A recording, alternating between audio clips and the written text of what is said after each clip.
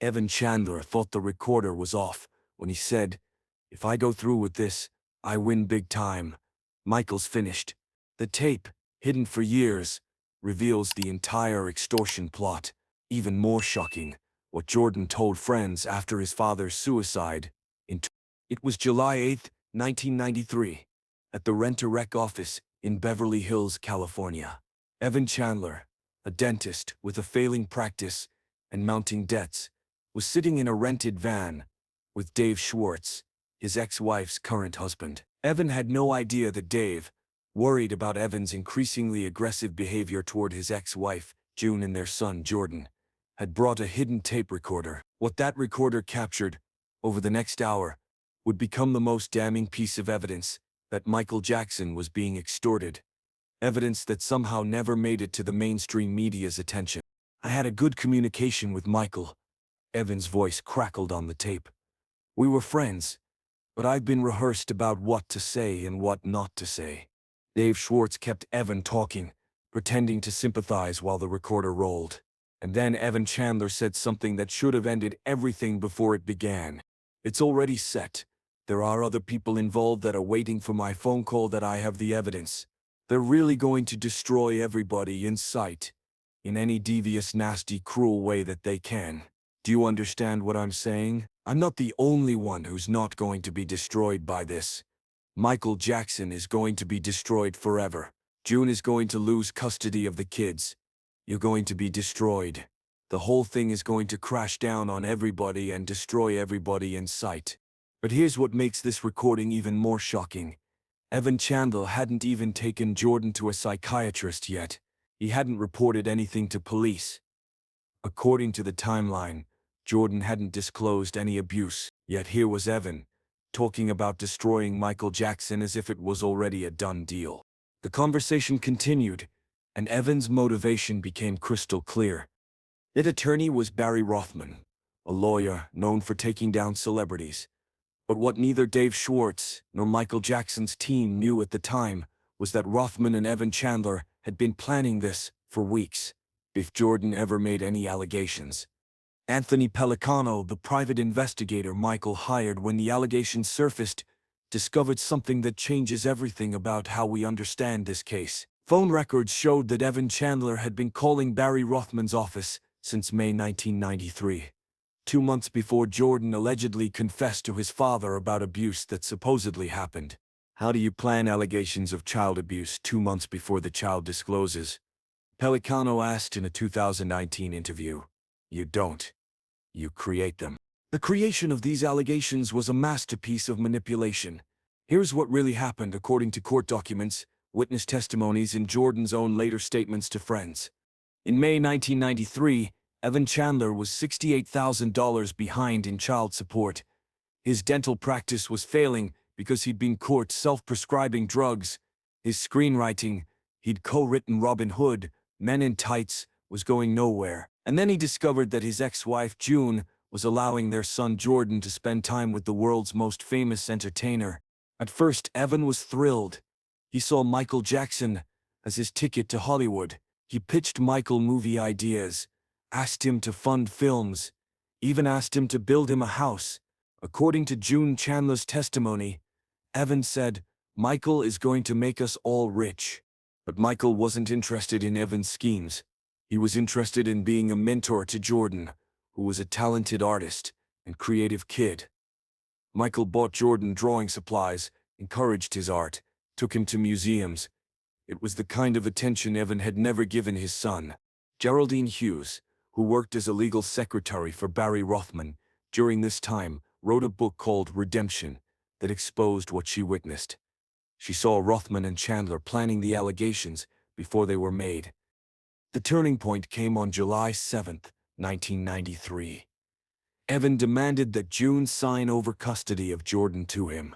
When she refused, he threatened to go public with allegations against Michael Jackson once he got custody and money. June still refused. The next day was the Dave Schwartz recording. Listen to what Evan said about Jordan. "He's going to be my ally. I have the best plan in the world to get him on my side, and it's going to work. It's the most perfect plan to get him on my side that anyone could have. That perfect plan was sodium amytal. On July 16, 1993, Evan Chandler took his son to Dr. Mark Torbiner's dental office for a routine tooth extraction. But what happened there was anything but routine. Evan administered sodium amytal, a psychiatric drug known as truth serum, but which actually makes patients highly susceptible to suggestion and false memory implantation. Dr. John Yoyel, an anesthesiologist who reviewed the medical records, testified, the amount of sodium amytal administered was far beyond what was necessary for a dental procedure. This was a psychiatric dose, not a dental dose. Under this level of sedation, a patient cannot distinguish between reality and suggestion. When Jordan woke up, he had memories of abuse that he hadn't had before. Evan immediately took him to Dr. Mathis Abrams, a psychiatrist who was required by law to report the allegations. Authorities. But here's what's suspicious. Dr. Abrams never interviewed Jordan alone. Evan was present for the entire session, prompting and correcting Jordan's answers. The allegations exploded into the media exactly as Evan had planned. But what the public didn't know was that Evan Chandler never wanted a criminal trial. He never wanted justice. He only wanted money. I will ruin him if he doesn't pay, Evan told his lawyer, according to recorded conversations. I don't care if it's true or not. I want my money. The criminal investigation that followed found something interesting. No evidence. Jordan's description of Michael's body didn't match. There was no physical evidence. No other victims came forward despite a massive investigation. The only evidence was Jordan's sodium amytal-induced memories. But the media had already convicted Michael. His Pepsi endorsement was cancelled. His album sales plummeted. The Dangerous tour was cancelled. He was losing millions per day. His advisors begged him to settle. I wanted to fight, Michael said in a 1996 interview. But my advisors said the trial would take 7 years. 7 years of my life. I couldn't record, couldn't tour, couldn't see children without suspicion. They were killing me slowly. On January 25, 1994, Michael Jackson paid Evan Chandler $15,289,000 to settle the civil case. Crucially, the settlement explicitly stated it was not an admission of guilt and did not prevent criminal prosecution. If Evan really believed his son had been molested, why didn't he pursue criminal charges? Ray Chandler, Evan's brother, accidentally revealed the truth in his book about the case. He wrote that the family celebrated when they got the settlement money, having a party at the Mirage in Las Vegas. What end celebrates getting money for their child's abuse? But the most damning evidence came from Jordan himself. In 1995, Jordan legally emancipated himself from his parents. He refused to testify in the criminal case, effectively killing it. He took his settlement money and disappeared from public view. But in 2005, when Michael was on trial for the Arvizo allegations, prosecutor Tom Sneddon desperately tried to get Jordan to testify. Jordan's response, according to FBI documents, I will not testify. If you subpoena me, I will tell the truth, that my father made me say those things for money. Sneddon never subpoenaed Jordan. After Michael's death in 2009, something extraordinary happened. Evan Chandler, perhaps realizing that his son would never forgive him and that his extortion plot had ultimately killed an innocent man, committed suicide on November 5th. He shot himself in his New Jersey apartment, leaving no note. But Jordan did leave a note, not publicly, but to friends. Josephine Zoni, a former classmate of Jordan's at NYU, revealed in a Facebook post what Jordan had told their friend group. Jordan told us his father drugged him and made him lie. He said Michael never touched him inappropriately. He said his father was a monster who destroyed an innocent man for money. He lives with the guilt every day. When asked why he doesn't go public with the truth, Jordan allegedly responded, but there's more evidence that the public never heard. Tanya Zilke, who worked as a secretary in Evan Chandler's dental office, gave a deposition that was sealed until Dr. Chandler would regularly drug patients beyond necessary levels. He enjoyed the control. I heard him tell his brother that he was going to practice on Jordan to see how suggestible sodium amytal made someone. This was weeks before the allegations.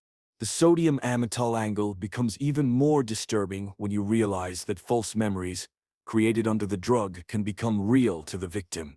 Jordan might actually believe some of what he was programmed to remember, making his trauma genuine even if the abuse wasn't.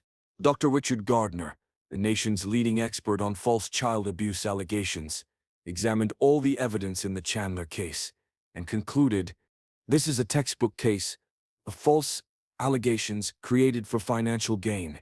The use of sodium amytal, the father's recorded statements, the financial demands preceding criminal charges, every indicator points to fabrication. But perhaps the most tragic revelation came from Michael Jackson's autopsy report. The coroner found that Michael's body showed signs of lupus and vitiligo, conditions he'd been mocked for. But more importantly, they found no evidence of the surgeries Evan Chandler had claimed Michael had undergone to change his appearance after Jordan's description. Michael had never altered his body to avoid matching Jordan's description, because Jordan's description was never accurate in the first place. The Chandler allegations destroyed Michael Jackson. Not legally, he was never charged with a crime. Not financially, he could afford the settlement. But spiritually, emotionally, psychologically, the man who loved children more than anything was now suspected of the worst crime against them. Lisa Marie Presley, who was married to Michael during this time, revealed the Chandler allegations broke him. He would cry and say, "I would never hurt a child." Never. He became paranoid, isolated. The Michael the world knew died in 1993. What came after was someone trying to survive in a world that had already convicted him. The recording of Evan Chandler planning the allegations has been public since 1994. The sodium amytal evidence has been known. The financial motivations are documented, yet the media continues to report the allegations as if they're credible. Why? Because Michael Jackson, extorted by dentist, doesn't sell papers like Michael Jackson accused.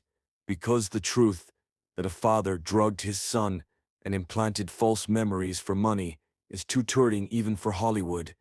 Evan Chandler got his money. He also got a dead son walking. Jordan, who has to live with the knowledge that his father used him to destroy an innocent man.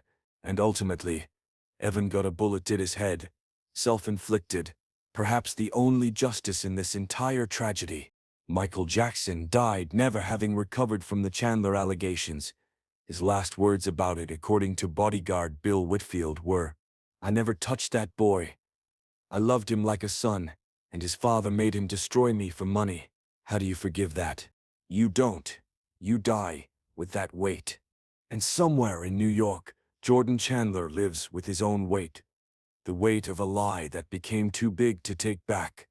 A father who drugged him into believing it, and the knowledge that his host's words helped kill the only adult who ever showed him unconditional kindness. The tape of Evan Chandler planning the allegations is available online. Listen to it, hear the calculation in his voice. The greed. The complete absence of concern for his son's welfare. This wasn't a father protecting his child. This was a failed dentist, seeing dollar signs. If I go through with this, I win big time. He was right. He won $15 million. He also won a son who hated him, a world that eventually saw through him, and a guilt that drove him to put a gun in his mouth. Michael Jackson lost everything defending against a lie. Evan Chandler gained everything by creating one. That's the real tragedy of 1993. Not that Michael Jackson was guilty. He wasn't.